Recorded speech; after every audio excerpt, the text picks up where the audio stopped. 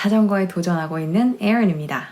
제가 자전거를 배우기 시작하면서요, 생각지 못한 다양한 일들이 있었습니다. 그래서 여러분들께 미리 경고를 드리면 처음 배우실 때 마음의 준비를 하지 않으실까 싶어서 이렇게 영상을 만들게 됐습니다. 저는 자전거를 배우는 게 되게 쉽다고 들었어요. 누구든지 뒤에서 누가 잡고 쫄래쫄래 쫓아다니면 금방 배우는 줄 알았는데 그렇지 않다는 거를 깨달았고요. 첫 번째. 그런데 또 그거에 반대되게 이전 영상에서도 말씀드렸지만 탁탁슝이라는 마틴의 자전거 스쿨을 통해서 백고 선생님과 너무 쉽게 배웠단 거죠. 그래서 자전거를 잘못 배우면 굉장히 오래 걸릴 수가 있고 잘만 배우면 1시간, 2시간이면 충분히 배울 수 있다는 사실을 알게 되었습니다.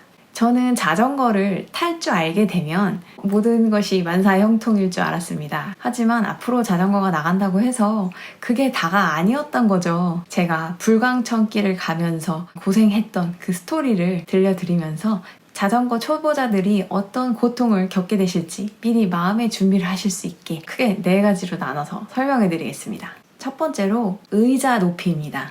당연히 두 발이 땅에 닿아야 안심이 되기 때문에 초보자들은 의자를 굉장히 낮춘 상태에서 자전거를 타게 됩니다. 저도 아직 가장 낮춘 상태에서밖에 못하고 있어요. 그런데 이 자전거가 낮으면 무릎이 아프다는 사실 혹시 아세요? 저는 자전거 의자 때문에 무릎이 아플 거라고 생각을 못했어요. 그냥 저의 편의를 위해 낮추고 계속 타면 되겠지라고 생각을 했는데 의자가 낮으면 자연스럽게 무릎에 무리가 갑니다. 여러분이 의자를 계속 낮추고 타면 무릎 관절 이런 데가 굉장히 아플 수가 있거든요. 그래서 그 다음날 엄청 고생하실 수 있으니까 최대한 자전거를 잘 습득하셔서 의자 위치를 자신의 높이에 맞게 조정하실 수 있어야 됩니다. 제가 예전에 백고 선생님께 들었을 때는 본인의 약간 골반까지 의자 높이가 와야 딱 좋다고 하셨으니까 참고하시기 바랍니다. 두 번째는 바로 페달의 문제입니다. 자전거를 탈 때 다리에 멍들고 까지고 하는 것들이 자전거를 타다 땅바닥에 넘어져서 생기는 거라고 생각을 했거든요. 그런데 자전거 페달에 종아리를 엄청 부딪히실 수가 있거든요. 물론 조심성이 뛰어난 분들은 생각보다 그러지 않으실 수 있는데요. 저는 되게 나름 조심을 한다고 했는데도 자전거 페달에 종아리, 복사뼈 계속 부딪혀서 멍이 엄청 들었어요. 그리고 양말을 신었는데도 페달 쪽에 긁혀서 상처가 나기도 했답니다. 여러분이 조심하실 게 단순히 넘어져서 나는 상처, 흉터가 아니라 페달에 찍혀서 나게 될 멍과 상처들도 주의를 하셔야 될 것 같아요.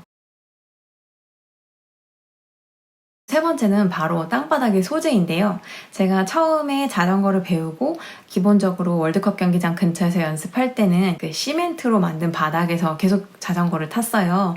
표면이 좀 까끌까끌해서 그런 건지 중심을 잡고 타기 시작하는 게 굉장히 수월했거든요. 그런데 자전거 길이 맨들맨들하단 말이에요. 슝 밀면서 나가는 게 부드럽고 확 밀리긴 하는데 밸런스 잡는 게 너무 어려운 거예요. 제가 시멘트 바닥으로 돌아가서 자전거를 타면 기가 막히게 타다가 자전거 길에 그 주황색 맨들맨들한 곳만 가면은 바로 중심을 못 잡고 허우적거리더라고요. 그래서 여러분이 혹시나 난 연습하는데 너무 기가 막히게 탄다, 이제는 자전거 길에도 자신이 있겠군 하고 타시게 되면 저같이 멘붕에 빠지실 수가 있어요. 그렇게 자전거 길이 미끌미끌하면서 밸런스를 잡기가 어려우니까 정체가 생기잖아요.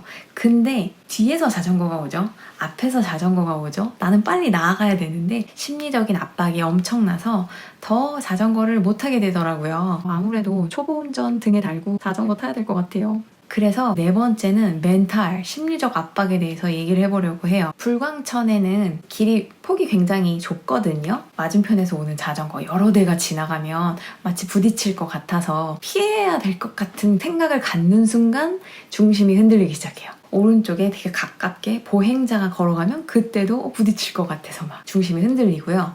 진짜 어려웠던 분들은 할머니, 할아버지들이 왜 그렇게 자전거 길을 걸으시는지, 할머니, 할아버지들 부딪힐까봐 더 조심해야 되잖아요. 그 그늘이 아무래도 자전거 길 쪽에 더 붙어 있다 보니까 자전거 길을 천천히 지팡이를 가지고 막 가시는 거예요. 막 너무 진짜 무서운 거예요. 또 하나 저에게 어려웠던 점은 보행자 길과 자전거 길이 경사가 비슷했는데 어느 순간 자전거 길 경사가 훨씬 높은 거예요. 제가 잘못하면 여기를 굴러 떨어질 것 같은데 자전거 길은 또 좁잖아요. 있잖아요. 막 멘탈이 붕괴된 상태에서 저 앞에 공사 중이 보이는 거예요. 자전거를 잘 타시는 분들은 저를 추월하더니 바닥이 높은데 이렇게 자전거를 타서 내려갔다가 다시 경사 높은 데를 싹 올라가시더라고요. 저는 따라 하려다가 망했죠? 그래서 자전거에서 내린 다음에 자전거를 끌고 공사 구간을 걸어서 패스를 한 다음에 낑낑거리고 자전거를 다시 올려서 시작을 하게 됐습니다. 이러한 예상치 못한 것들이 굉장한 스트레스로 다가오거든요. 자전거를 제대로 집중해서 탈 수가 없는 느낌이었어요. 자신감을 갖고 집중할 수 있는 게 매우 필요하지 않나. 처음 자전거를 배우시고